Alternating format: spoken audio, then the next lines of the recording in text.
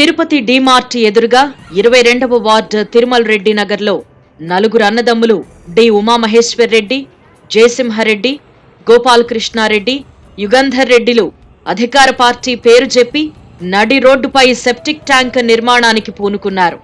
అడ్డొస్తే ఆడోళ్లతో కేసులు పెట్టిస్తామని బెదిరిస్తున్నారు. వివరాల్లోకి వెళితే ఈ వీడియోలో చూడండి.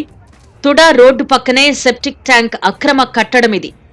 తిరుపతి మంగళం రోడ్డు డీమార్ట్ ఎదురుగా కాశీమఠం వెనుక ఆరెంజ్ హోమ్స్ అపార్ట్మెంట్స్ కు నలుగురు అన్నదమ్ములు తమ స్థలాన్ని డెవలప్మెంట్ నిమిత్తం తుడా అప్రూవల్ కొరకు దరఖాస్తు చేయగా 25/3/2009న 40 అడుగుల రోడ్డుకు గాను 128 అడుగుల పొడవు, 40 అడుగుల వెడల్పు వారి స్థిరాస్తిని గిఫ్ట్ డీడ్ ను పంచాయతీకి ఇచ్చేశారు. దాంతో 6/8/2009న అపార్ట్మెంట్ నిర్మాణానికి అనుమతి మంజూరు చేశారు. 2013-2014లో అపార్ట్మెంట్ నిర్మాణం పూర్తయింది. ల్యాండ్ ఓనర్స్ అయిన నలుగురు అన్నదమ్ములకి వారి వాటా ఫ్లాట్స్ వారికివ్వడం, వారు అమ్ముకోవడం జరిగిపోయింది.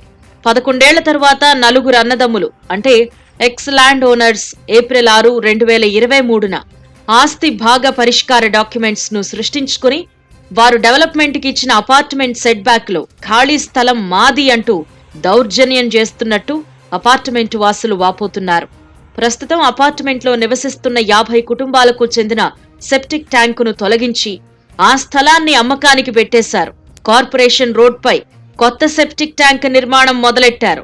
తక్షణమే Tirupati town planning deputy mayor Abhinay Reddy చొరవ చూపి అక్రమ నిర్మాణాన్ని అడ్డుకోవాలి అని అపార్ట్మెంట్ వాసులు నాగిరెడ్డి, పూర్ణచంద్రారెడ్డి, అశోక్, బాలభాస్కర్, ఉషారాణి, ఎన్ఆర్ఐ రమేష్లు కోరుతున్నారు.